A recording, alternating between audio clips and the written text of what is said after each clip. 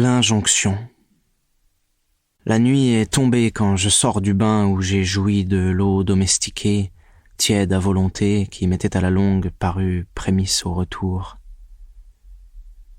Mais la nuit s'est collée brusquement sur la fenêtre percée dans le plafond et j'ai tâtonné pour trouver le peignoir, puis la poignée de la porte.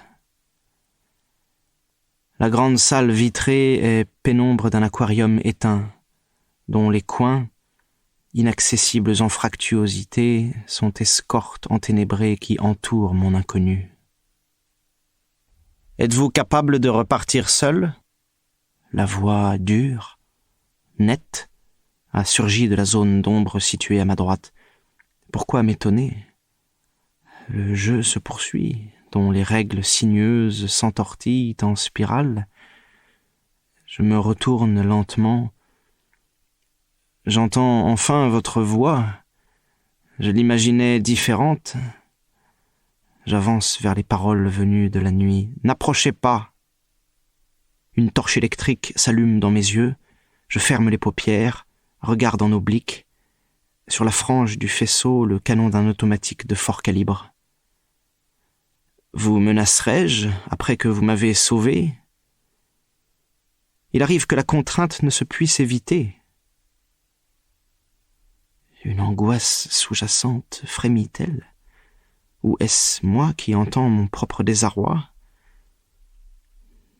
Une longue liane épaisse, mouchetée, s'enroule autour du pilotis, allonge sa tête de python. Elle est invisible, à l'abri de sa protection lumineuse. Me serais-je endormi dans mon bain, absorbé par l'eau du l'été ?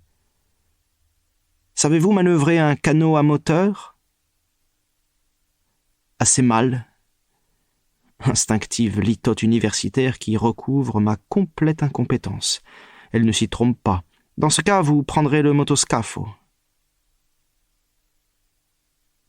En bas de l'escalier, la belle coque vernie d'un canot en acajou miroite sourdement dans le cône de la torche.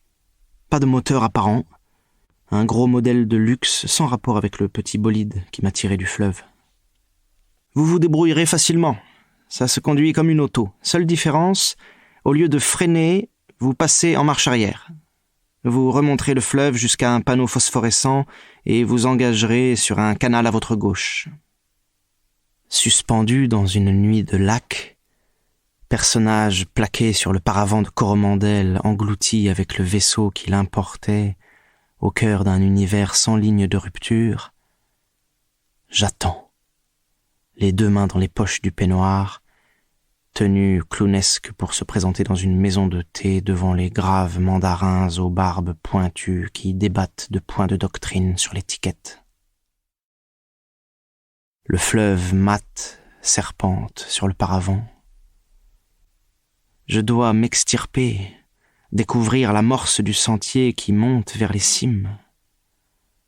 Elle cherche à me réduire de nouveau, embryon argileux rongé par le courant. J'écoute la voix désincarnée. Vous n'avez pas le choix.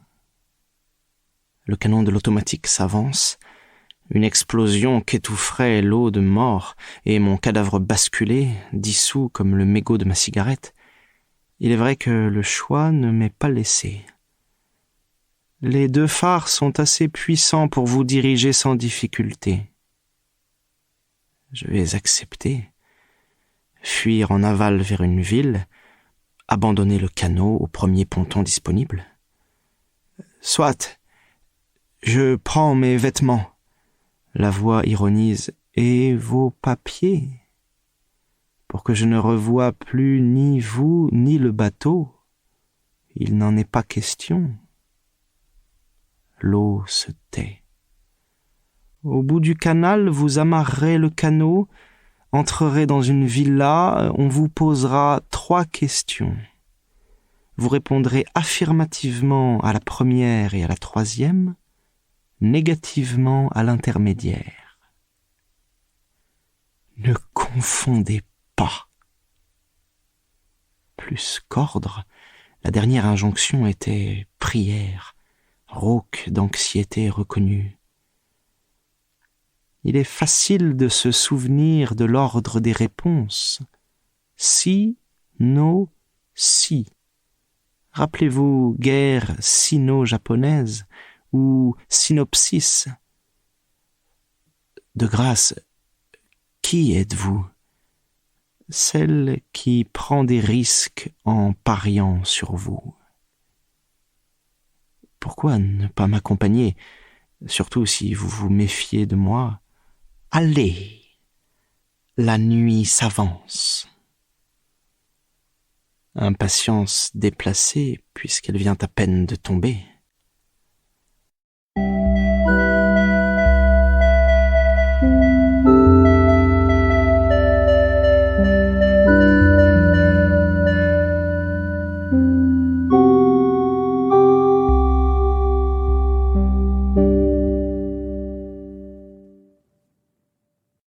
Sur la banquette, une casquette de marin, à haute coiffe bleue sommée d'une galette blanche à visière de cuir noir. Celle de Corto Maltese. Je l'ai reconnue aussitôt. Corto Maltese, l'aventurier solitaire, impassible toujours, aux jugements impitoyables en dépit d'une sympathie humaine sous-jacente. Le héros des bandes dessinées de mon enfance. Je la regarde, fasciné, sans oser la toucher. Il me faut éviter le risque d'un retour dans le rêve, l'imaginaire où s'insinuerait la dimension refusée, et avec elle la touffeur d'un monde dont j'ai appris qu'il était falsifié, que je n'accepte plus depuis si longtemps, un monde qui ne sait que détruire.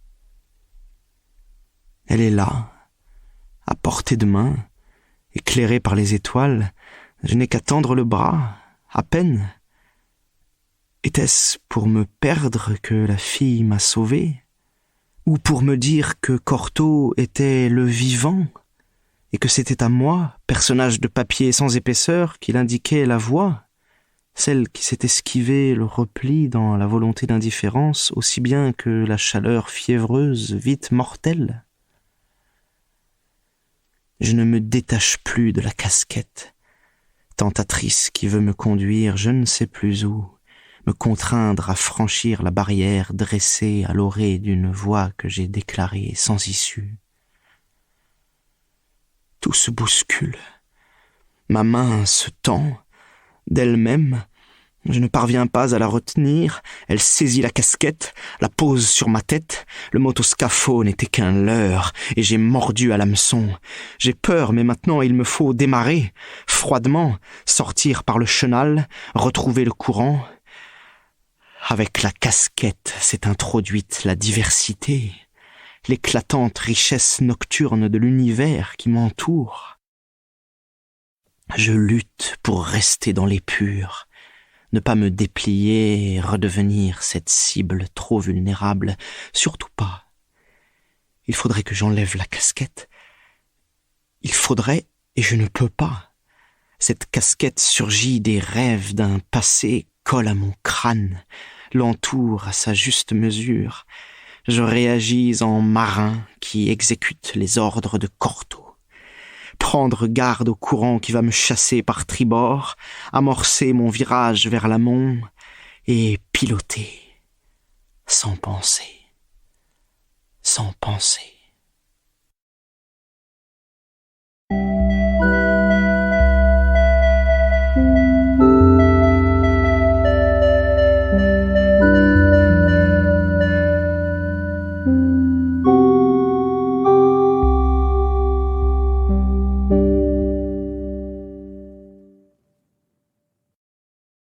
Résurgence 1. Le moteur ne peine pas à remonter le courant. Il évolue en puissant animal habitué aux poussées liquides, dont l'étrave coupe sans effort les blocs d'argile qui se succèdent de plus en plus rapprochés, car je ne prends garde d'éviter que les îlots branchus. Sous les 2 pinceaux à longue portée, le fleuve ne miroite pas, substance autonome que n'affecte aucun élément étranger. Les cabosses blanchâtres contrastent avec la planéité enténébrée, et leurs yeux ronds au bout de tentacules protoplasmiques se font livides. Yeux dépourvus de regard, renvoyés par le miroir sans pitié qui s'impose à celui-là qui s'est imposé de ne plus fixer son reflet. Était-ce en raison d'un pareil jeu de regard que Valentina s'est arrêtée dans la brume légère d'un soir d'automne sur le quai devant l'université? J'éprouve de la sympathie pour cette collègue de langue romane. J'apprécie sa lucidité, en refusant la passion qui s'y associe. Elle s'appuie sur la crinière du lion en pierre au carrefour, persistance d'une renaissance dont je me suis écarté. Elle s'immobilise devant moi, mince silhouette dans le trench-coat serré à la taille. J'attends, un peu gêné par l'insistance de ses prunelles sombres qui ne lâchent pas les miennes. Pourquoi être devenu un zombie, Pietro? Tu n'es plus que l'apparence d'un homme. Ton formalisme critique détruit systématiquement la vie des textes qui nous ont été légués. Tu découpes, tu classes, tu dissèques les formules de style et les schémas actentiels à la manière d'un boucher qui découpe ses côtes de bœuf ou de mouton ou de porc. Ce qui fut un animal n'importe plus, tout se vaut. Plus de frissons, plus de soupirs, plus rien du tremblement de la vie. Tu introduis la mort et tu feras une belle carrière. Tu n'attendras pas longtemps ta chaire de latin. Je me tais, main dans les poches de mon pardessus. Je n'ai rien à répondre. Ce serait une trop longue histoire pour ce soir brumeux, pour n'importe quel soir. Mais le faisceau qui me perce ne frémit pas. Et pourtant, Pietro, au fond de tes yeux, il y a... Je ne peux pas. Je ne veux pas. Je tourne les talons sans lui permettre d'achever sa phrase. « Bonsoir, Valentina. » Et pourtant, il a existé, ce jour que je veux oublier, où la planéité s'est mise à gondoler. Ce café interlope pour matelots et dockers du port de Hambourg. Et moi, en bleu de travail, fondu parmi les autres, à siroter mon gin, assis sur une chaise fruste devant un guéridon de bois blanc branlant. Faiblesse inexplicable d'avoir revêtu ce bleu de chauffe, d'avoir renié des années de discipline, d'avoir desserré un moment mon aubert, de m'être laissé porter par une impulsion dont je ne veux pas connaître la cause. Excentricité incongrue, dont pourtant sont parfois capables les plus austères, pour se distraire un instant, jeter, afin de s'en mieux détacher, un coup d'œil sur un monde qu'ils ignorent. Pardonnable, après tout. Infraction qui aurait pu être silencieuse, abolie tout aussitôt. Mais elle est entrée, avec son imperméable humide de la brume des quais, ses cheveux mouillés qui retombaient sur un visage énergique, son Leica suspendu au cou. Elle a commandé un café. L'imbécile! Énergique, il se peut, mais naïve, à coup sûr. Tous ces hommes venus de partout, tannés, ridés, balafrés, s'étaient tus, tournés vers elle. 2 jeunes loupards ont commencé à la tripoter. Elle a réagi d'un geste abrupt, doublé de mots cinglants. Peut-être commençait-elle à situer le lieu. Ils se sont fait plus pressants, et elle s'est laissée entraîner en direction de la sortie. Les autres ont compris aussi bien que moi. Le brouhaha a repris dans la cohue enfumée. Il était évident que le bras du plus grand lui appuyait la lame de son couteau dans les reins. Je n'ai pas bougé, paupières mi-closes, plongé dans mon jean, calculé, l'air indifférent. Ils vont passer à côté de moi, sauter en prenant appui sur le pied gauche, une détente de la jambe droite pour dévier la lame, tordre le poignet à le casser. Pas de place pour l'hésitation ou le faux mouvement. Concentration. Exécution. Le voyou s'effondre en hurlant. L'autre, stupéfait, me laisse le temps de lui envoyer mon genou dans l'estomac. Il se plie en deux et je l'estourdis d'un coup de tranche sur la nuque. Le bar est en émoi, confusion bienvenue, ils s'empressent tous autour du blessé. Je saisis la fille par la main et l'enlève au pas de course dans la bruine qui rend les quais glissants. Je la tire sans douceur quand elle tombe sur les genoux. Première venelle à gauche, puis à gauche de nouveau. Patte doigt, filet à droite. Je reste pour vous couvrir. J'attends dans le renfoncement d'une encoignure en pierre noire. Rien. Toujours rien. Je peux repartir, regagner l'hôtel, redevenir ce que je veux être et m'en aller. Vite. Elle avait du caractère. J'aurais pu l'escorter, parler, l'écouter. Non. D'abord, supprimer ce moment d'accord silencieux de ce qui n'est plus ma vie, depuis longtemps. Il faut que j'oublie, que s'efface le contact sur ma peau des phalanges ployées par la pression, le contact de la main mouillée par l'humidité du quai. Je vais travailler sur le schéma lexical de ce morceau de Catulle, sans répit, jusqu'à ce que le sommeil m'assomme.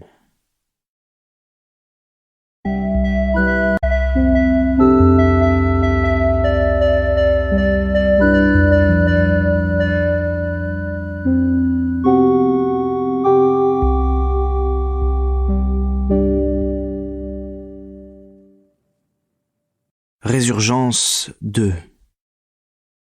Le canot remonte la coulée puissante qui emporte avec indifférence mottes de terre, branches mortes, îlots herbus, en dérive uniforme vers un futur incertain. Seul dans le motoscapho, j'enfreins la loi en fendant à contre-courant de la crue nocturne cette planéité noire où ne se reflète pas même le ciel étoilé. Seul à contrevenir à la fatalité, sur la foi d'une injonction impénétrable. En aurais-je la force, sans la casquette de Corto Maltese que je sens adhérer à mes tempes? À peine quelques sillons liquides introduisent-ils une nuance dans le dévalement homogène. Avec obstination, je brave un interdit sans même savoir pourquoi ni quel sera le prix à payer. Une masse blanchâtre émerge du plan de lac noir. Trop dense pour être prise de front, le moteur accepte le contournement et ne faiblit pas sous la poussée latérale. Le bloc entaillé de silhouettes indécises glisse en me frôlant. Ce sont aussi des spectres que charrie le fleuve. Sergent Léopardi, en raison de votre conduite lors du dernier affrontement et sur proposition de votre capitaine, j'ai demandé votre promotion au grade de sergent-chef. Je vous remercie, mon commandant. La promotion a été accordée. Vous recevrez la notification officielle dans quelques jours. Dans la petite pièce nue, blanchie à la chaux qui lui sert de PC de fortune, le commandant poursuit, assis derrière une table de bois blanc. Mon capitaine, debout à droite, me regarde avec bienveillance. Vous pouvez d'ores et déjà examiner les détails avec votre capitaine. Celui qu'on appelle Léopardi claque des talons, se fige au garde à vous. À vos ordres, mon commandant. Salut. Demi-tour droite, je m'efface devant mon capitaine, il ouvre la porte, je remets mon képi blanc sur la tête et le suis. Le sol de latérite est brûlant. Je prends le commandement de la 3e compagnie. Je vous emmène avec moi, Léopardi. Silence. Je refuse d'accepter la chaleur amicale du regard qui dément le ton impersonnel. Vous êtes taciturne et froid, mais aussi impartial et équitable. Et vous êtes toujours le premier à prendre des risques. Je ne sais si vos hommes vous aiment, mais ils vous estiment, c'est l'essentiel. Vous opérerez directement sous mes ordres. Sélectionnez 12 hommes pour former un groupe spécial. Demain matin, 8 heures dans mon bureau pour discuter de l'organisation. À vos ordres, mon capitaine. Permettez-moi de vous remercier de votre confiance. Salut, demi-tour droite. Le bataillon ne cesse de se déplacer de mission d'interposition en mission d'interposition pour empêcher les affrontements fratricides. Mais il y a toujours des groupes isolés qui refusent la fin des combats. Ceux-là nous prennent pour cible, il faut bien les localiser et les réduire, ils sont dangereux et nos effectifs fondent peu à peu. C'est la constitution d'un commando que me propose le capitaine. Sale travail, mais l'autonomie qu'il implique me convient. Suivant les instructions, je m'éloigne le moins possible du mur noir de la rive à bâbord. Ce voisinage me dérange. Je devine, à proximité immédiate de l'enchevêtrement sur lequel j'ai braqué le projecteur mobile, des lianes grouillant dans la vase de leur naissance, enchaînées par la vitesse de l'eau en très longs fouets étirés qui s'enrouleraient autour de l'hélice et me paralyseraient dans une nuit d'angoisse. Je préfère le sable de la Mauritanie, les espaces sans limite, uniformes, à 2 dimensions, comme moi, dépourvus de la végétation épaisse qui s'entrelace au-dessus de la tête, s'embrouille dans les sentiments, refuse le tracé de l'épure à l'encre de Chine, lieu de pénombre accidenté et propices aux embuscades de toute nature. Il faut toujours prendre garde aux tireurs imprévus. Quand, avec mon petit commando de têtes brûlées, nous avons sauvé ces misérables otages, 3 hommes sur la droite, 3 sur la gauche pour prendre les forbans en feu croisé et le reste avec moi en attaque frontale, et que j'ai reçu 2 balles dans la cuisse et l'épaule, mes gars m'ont porté, presque tendrement malgré leur mutisme, pendant des kilomètres de brousse, et j'ai senti que, en moi, sourdait à nouveau l'amitié, la confiance, la chaleur. Une fois sorti de l'hôpital, je n'ai pas renouvelé mon engagement dans la Légion. Trop de liens, trop de lianes. L'université m'offrait le retour à l'épure, le travail acharné sur les figures de style, les structures frigides et les schémas sans épaisseur. Cette remontée du fleuve et du temps n'en finit pas. Le brouillard aquatique condense trop d'images, brumeuses mais qui se densifient plus vite que je ne le souhaite. L'impatience d'atteindre le panneau lumineux commence à bouillonner. J'ai peur, oui, j'ai peur de ce qui va venir.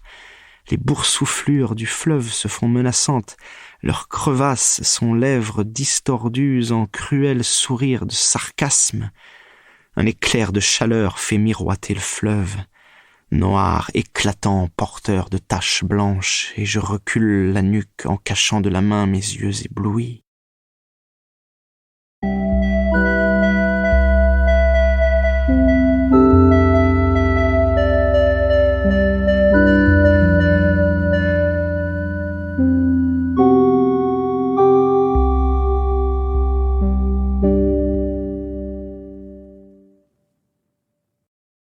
Sous l'orage tranché d'éclairs luit l'asphalte. D'un regard j'embrasse l'ensemble. Le camion, un gros engin de 20 ou 30 tonnes, arrêté à droite, les carabiniers pour régler la circulation, l'ambulance, les pompiers qui s'affairent et, coincés sous le capot, la Giulietta blanche, emboutie, disloquée, et 2 formes aux visages écrasés, presque décapités, à peine visible dans l'amas métallique. Les carabiniers m'invitent de leur geste rituel à ne pas ralentir à l'excès, à ne pas me complaire au spectacle. Mes mains tremblent sur le guidon de la moto. Eux que je voulais tuer, mon idée fixe a-t-elle donc suffi pour les exécuter? Je ne suis plus rien, confondu avec le ruissellement de la pluie. Je poursuis la route au pas, le long du bas-côté. Je jette le Beretta dans un fossé inondé. Je ne crois plus que je voulais les tuer en gesticulant sur une scène d'opéra. Je ne crois plus rien, vidé de mon contenu. En les supprimant, qu'ils m'aient trahi ou non, j'ai coupé le fil qui me reliait au monde des hommes et des passions. Une lucidité morne volatilise la dimension humaine. Tout est faux. Le rêve est escroquerie d'un imaginaire dont un éclair blanc démasque l'emballage frelaté. Un étau d'acier comprime mon thorax. Je ne pourrai plus continuer.